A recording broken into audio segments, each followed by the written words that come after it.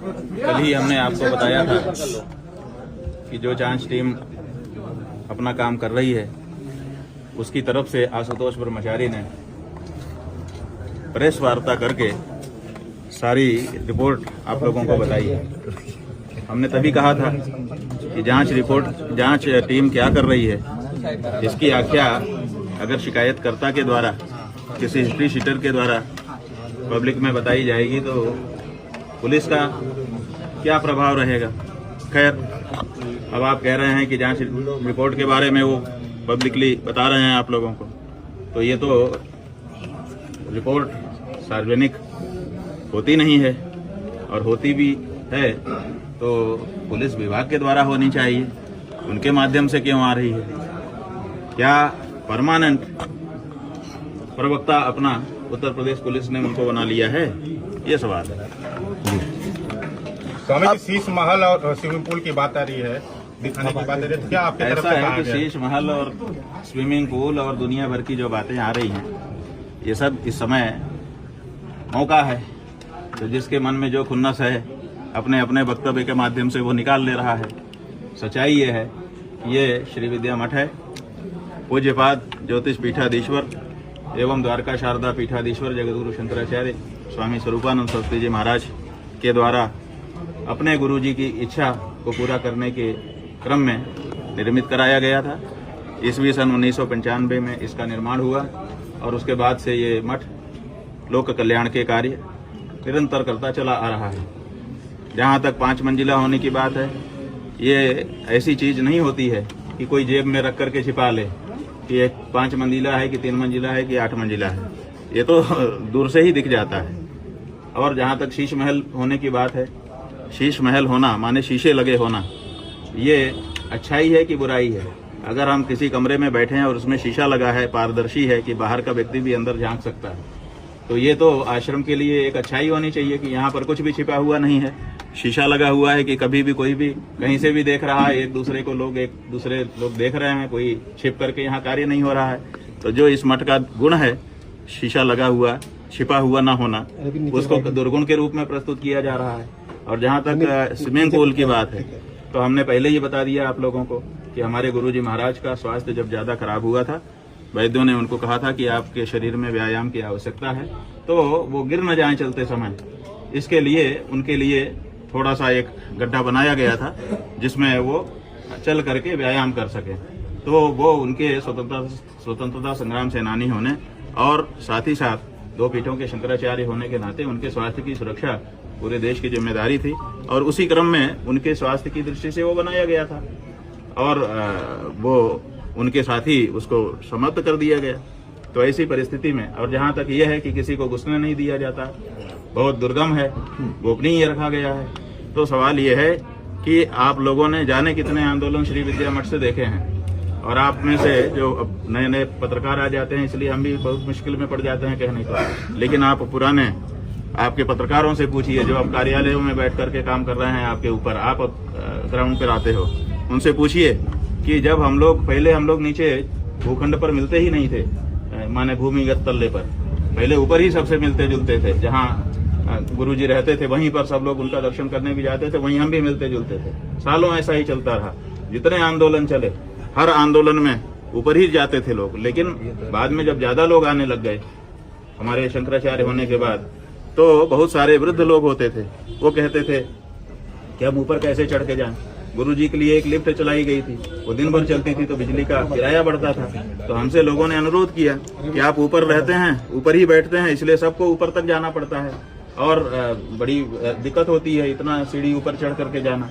तब हमने नीचे बैठ करके मिलना शुरू किया लोगों से। तो जो परिस्थिति है वो यही है। अब कुछ लोग जिद करते हैं कि हमको कैमरा लेकर के शूट करने के लिए जाने दीजिए। तो सवाल ये है कि मठ के अंदर हमारा विद्यालय भी चलता है, छोटे छोटे बच्चे रहते हैं, अगर हम किसी को मठ के अंदर क्या कहाँ क्या है कैसे है इसको शूट करके पब्लिक में दिखाने की अनुमति दे देंगे तो वो रेकी हो जाएगी एक तरह की, और भविष्य में कोई दुष्ट व्यक्ति, दूषित मानसिकता का व्यक्ति रेकी करके उसमें सुरक्षा पर प्रहार कर सकता है। इसलिए कोई व्यक्ति, चाहे आप में से कोई हो, 1, 2, 4, 10, 20, 50 या कोई बाहरी भी हो या सरकार की कोई संस्था हो, अगर वो आकर के बिना कैमरे के देखना चाहें हमारे मठ में कहीं भी कोई भी जा सकता है, कहीं भी कोई भी आ सकता है। पूरे मठ में कहीं भी हमारा ताला नहीं लगता है, लगभग सारे दरवाजे खुले ही रहते हैं। हमारे मठ में कोई भी चीज ऐसी नहीं है जो किसी से छिपाई जाती हो। कैमरे के साथ दिखाने में सुरक्षा का प्रश्न है। छोटे छोटे बच्चे यहाँ पढ़ते लिखते हैं। कई बार, अभी तो नहीं इधर बीच में, लेकिन इससे पहले आप लोगों को याद होगा कि कुछ विद्यालयों में भी बम ब्लास्ट की घटनाएं हो चुकी हैं। उस समय ये हुआ था कि संस्कृत विद्यालयों में भी इस तरह के हमले किए जा सकते हैं। हम लोगों के पास सूचनाएं भी उस समय सरकार के यहाँ से भी आई थी कि आप लोग सावधानी रखिएगा, तो हम लोगों ने लोगों को सामान्य रूप से जाना वहाँ पर बंद कर दिया। इसके अलावा कोई और बात नहीं। एक सवाल ये है कि जो एक शिष्य हैं जो इस पूरे मामले में, उन्होंने कहा कि जून 2024 में आपके जो नरसिंहपुर परमहंसी गंगा आश्रम नरसिंहपुर में उन्होंने आपसे दीक्षा ली। ये आश्रम मतलब आपके अधीन है कि क्या है इसका स्टेटस? ये हमारे गुरुजी महाराज की तपस्थली है, विशाल आश्रम है। वहाँ पर राजराजेश्वरी देवी का बहुत विशाल मंदिर निर्मित हुआ है। वहीं पर हमारे ब्रह्मलीन गुरुजी महाराज की अब समाधि निर्मित कर दी गई है। हम लोगों के लिए वो तीर्थ स्थान है, तो हम लोग वहाँ समय समय पर जाते रहते हैं। पहले तो हम लोग बहुत जाते थे क्योंकि गुरुजी रहते थे, कभी भी वहाँ पहुँच जाते थे। लेकिन गुरुजी के ब्रह्मलीन हो जाने के बाद अब उनकी जो ब्रह्मलीन होने की तिथि है, आराधना दिवस जिसको हम लोग कहते हैं, अब लगभग उसी पर जाना होता है। और जब देवी माता का पाटोत्सव होता है तब जाना होता है, उसके अलावा जाना ही नहीं होता। तो जून जो वो समय कह रहे हैं, अब देखिए अभी ये सब फैक्ट की बात आ जाएगी, तो अब फैक्ट हम पब्लिक में कहें कि कोर्ट में कहें। उस समय हम वहाँ उपस्थित ही नहीं थे, तो कहाँ से वो हमारे पास पहुँच गए, कहाँ से हमसे दीक्षा ले ली, क्या कर लिया, यही सब प्रश्न है। तो जो वो कहानी कह रहे हैं तो सारी की सारी कहानी झूठी है। क्या कोर्ट में भी एफिडेविट जो दिए गए हैं तथ्य दिए गए वो मनगढ़ंत तरीके से? पूरी तरह से मनगढ़ंत का मतलब पूरी तरह से एक फिक्शन, एक ऐसी कहानी बनाई गई है और उस कहानी को बना करके चला दिया गया है। और हमको बड़ा मजा आ रहा है, आप जैसे बड़े बड़े चैनल के पत्रकारों को देख करके और उनके एंकर्स को देख करके और उस पर बैठे हुए विशेषज्ञों को देख करके कि एक अपराधी हिस्ट्रीशीटर आता है, आकर के ये कहानी बनाता है और कहानी बना करके उसको लुढ़का देता है। सारे लोग उसी में दब दब करके यहाँ दबी, यहाँ लगा, यहाँ चोट लगी, ये करने लग जाते हैं, हाय दैया करने लग जाते हैं। ये भारत के कानून का, जुडिशियरी का और पुलिस महकमे का और सरकारों का कितना बड़ा दुरुपयोग हो सकता है या हो जाता है, वो बहुत अच्छे से हमको एक दर्शक के रूप में देखने को मिल रहा है। कुछ लोग ये भी कह रहे हैं कि जब इतने ही सच्चे थे, अपनी बातों पे अडिग हैं, तो फिर एंटीसिपेटरी बेल दाखिल करने की ऐसा है कि एंटीसिपेटरी बेल हम नहीं दाखिल कर रहे हैं। हम अकेले नहीं हैं। हम का मतलब अभी मुक्तेश्वरानंद अकेला नहीं है। जब कोई व्यक्ति शंकराचार्य के पद पर बैठता है तो वो स्वयं मठ हो जाता है। इस समय हम मठ हैं, ज्योतिर्मठ हैं और इस ज्योतिष पीठ पर बैठे हुए हैं। ये जो बैठे हैं आसन, ये ज्योतिष पीठ है और हम स्वयं मठ हैं। कौन से मठ? चलते फिरते मठ। माने जो हमारा ज्योतिर्मठ है वो तो उत्तराखंड में है, लेकिन उसको रिप्रेजेंट करते हैं। जहां हम जाते हैं ज्योतिर्मठ आया है, वहां के शंकराचार्य आए हैं। तो इसलिए हम एक संस्था हैं, तो हम संस्था को संरक्षित करने के लिए हमारा एक परिकर वर्ग होता है, तो परिकर वर्ग उसकी संरक्षा के लिए कार्य करता है। अब उनको ये है, अगर सब कुछ फेयर हो और कानून के अनुसार हो, क्या दिक्कत है किसी को? हमने कहा कि भाई क्या दिक्कत है, अगर गिरफ्तार करके ले जाएंगे तो तुम लोगों को क्या बाधा है? उन्होंने कहा हमें कोई बाधा नहीं है, आपको भी हम देख रहे हैं कि कोई बाधा नहीं है, लेकिन वहां ले जा करके अगर जहर की सुई लगा दी है आपको, तो ये भी बहुत सारे कहानियां आ चुकी हैं कि जेल में ले जा करके गड़बड़ किया जाता है। जब गौ माता का आंदोलन 1966 में चला था तो केंद्र की सरकार ने गौ भक्तों के ऊपर गोली चलाई थी और धर्म सम्राट स्वामी कृपात्री जी महाराज और हमारे इसी पीठ के पूर्व आचार्य कृष्ण बोधाश्रम जी महाराज, हमारे गुरु जी महाराज, इन सबको जेल में डाल दिया गया था। वहां पर जेल में मारपीट करा दी गई थी, जिसके कारण धर्म सम्राट स्वामी कृपात्री जी महाराज की आंख में इतनी बड़ी चोट आई थी कि उनके शरीर छूटने के बाद ही वो पूरी हुई। तो ये सब भी जेल में होता है, तो इसलिए हम तो क्या उसकी सुरक्षा के लिए हम आपकी जान को खतरा होगा? उसके लिए हम बचाव करना चाहते हैं महाराज जी, तो हमको अनुमति देनी पड़ी। जेल में खतरा महसूस? भाई हमको कोई खतरा नहीं है। अभी हमको मार दो, हमें क्या खतरा है? हम तो अपना श्राद्ध तर्पण पिंडदान कर चुके, लेकिन जो हमारे पीठ से जुड़े हुए पीठ के अनुयायी भक्त हैं, जो सनातन धर्मी हैं, उनकी भावना का क्या, उसका भी तो संरक्षण हम ही को करना पड़ता है। महाराज जी, तो उनकी भावनाओं को देखते हुए हमने इसको भी स्वीकार किया। महाराज जी, एक सवाल ये भी है कि आप तो कह रहे हैं कि जितने भी वो आरोप लगा रहे हैं एक हास्यास्पद है, एक तरीके से उनका आरोप स्वीकार भी नहीं किया जा सकता, लेकिन अभी उन्होंने एक बड़ी बात कही है, डिप्टी सीएम का भी उन्होंने नाम लिया है। उन्होंने ये कहा है कि उनके इशारे आपको वो उकसाने का काम करते थे, उन्होंने नाम लिया, जांच की बात देखिए, ठीक है, आप लोगों ने हमको उनका प्रेस कॉन्फ्रेंस का वक्तव्य दिखाया रिकॉर्ड करके, हमने देखा। वो कह रहे हैं कि इसमें सपा इन्वॉल्व है, इसमें बसपा इन्वॉल्व है, लेकिन भाजपा इन्वॉल्व है नहीं कह पाए। इसका मतलब है कि वो स्वयं भाजपा की तरफ से हैं। अब उनके ऊपर दबाव आया होगा कि भाजपा में भी जरा और साफ कर दो। अब भाजपा में भी इस समय दो भाजपा हो गई है, एक पारंपरिक भाजपा जो हिंदुओं के पक्ष में खड़ी रहती थी, और एक वो भाजपा जो केवल एक जाति विशेष को लेकर के और सबके ऊपर डंडा मार रही है। तो अब वो इसको भी साफ कर रहे हैं अपने वक्तव्य से कि मैं भाजपा में हूं, लेकिन उस भाजपा में हूं जो बुलडोजर भाजपा है, जो कुछ नहीं देखती है, न्याय अन्याय बस चढ़ा देती है। अगर खिलाफ खड़े हुए तो तुम्हारे ऊपर बुलडोजर चढ़ेगा। मैं उस भाजपा का व्यक्ति हूँ, क्या समझते हो मेरे को? तो यही संभवतः उनका कहने का आशय है। कौन से डिप्टी सीएम आपका करीब जिसके इशारे पर उन्होंने कहा? अरे भाई, आप लोग उनसे पूछते नहीं हो, जब आपके सामने वो वक्तव्य देते हैं तो आपकी गिगी बन जाती है। आप उनसे पूछ लेते कि कौन वाला, क्यों दो डिप्टी सीएम है, कौन वाला महाराज? जी महाराज आप पूछ लेते, लेकिन आपने जी महाराज से पूछा नहीं, अब हमसे पूछ रहे हैं। हम उनके मन की बात कहाँ से जान सकते कल हैं? महाराज जी अब कोर्ट में सुनवाई है, कल क्या कहें, कल उसको लेकर के? देखिए, सुनवाई है तो उसके लिए वकील हैं, वो वहाँ पर हम लोगों का जो पक्ष है, सत्य का पक्ष, न्याय का पक्ष, वो रखेंगे।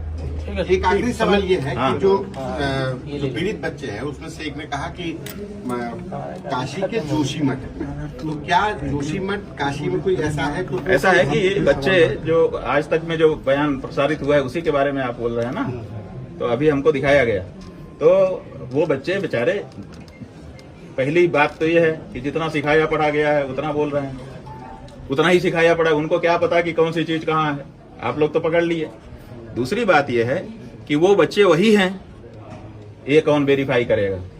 आज तक ने शपथ पत्र पूर्वक कहाँ घोषणा की कि हम उन्हीं बच्चों को पेश कर रहे हैं? तो एक तो ये बात है, और दूसरी बात ये है कि जो जुवेनाइल वर्ड है और जो पाक्सो एक्ट है अपने यहाँ पास है पहले से, वो पास्को एक्ट कहता है कि जो माइनर हैं, नाबालिग हैं, जिनके साथ अत्याचार अनाचार हुआ है, पीड़ित हैं जो, उनकी पहचान को किसी भी दशा में बाहर नहीं किया जाएगा। तो अब सवाल ये है, ना तो उनका नाम बताया जाएगा, ना तो उनकी उम्र बताई जाएगी, ना तो उनका गांव, ना तो उनके परिवार के लोगों का नाम, ये सब नहीं बताया जाएगा। तो अब सवाल ये है कि आज तक को किसने बताया कि ये हैं पीड़ित? किसी ने बताया होगा, और ये प्रोसीडिंग पूरी क्लोज रहती है। या तो न्यायालय को पता होता है, या तो पुलिस को पता होता है, या तो शिकायतकर्ता को पता होता है, या तो बच्चों को पता होता है। ठीक है, 4 हैं इसमें पक्ष। तो अब बताइए, न्यायालय ने बता दिया आज तक को, कि पुलिस ने बता दिया आज तक को कि ये बच्चे हैं, कि शिकायतकर्ता ने बता दिया कि ये बच्चे हैं, कि बच्चे स्वयं वहां पहुंच गए कि आज तक में हम आए हैं। पहले वो कहते थे कि हमको बचाने वाला कोई नहीं है, और अब वो जानते हैं कि आज तक हमको बचा देगा, हम आज तक के पास पहुंच जाएं। किसने बताया उन बच्चों को कि यही बच्चे हैं, यही इनका नाम है, यही इनकी पहचान है, और इनसे आप इंटरव्यू करो तो सच्चाई निकल करके सामने आ जाएगी? किसने बताया? बच्चे स्वयं भी भाई स्वयं कहा, क्यों नहीं कहा गया? आज तक के द्वारा क्यों नहीं कहा गया कि बच्चे खुद चल करके हमारे पास आए? कल को हम लोग कोर्ट में पूछते कि तुम कैसे गए थे, कहाँ से चढ़े थे, किस वाहन में चढ़े थे, कैसे तुमको पता चला, कौन मिला, कैसे तुम्हारी बात हुई, क्या क्या हुआ, तुमको गमछा बांधने के लिए किसने? ये प्रश्न होते हैं ना। तो अब ये कौन बताएगा?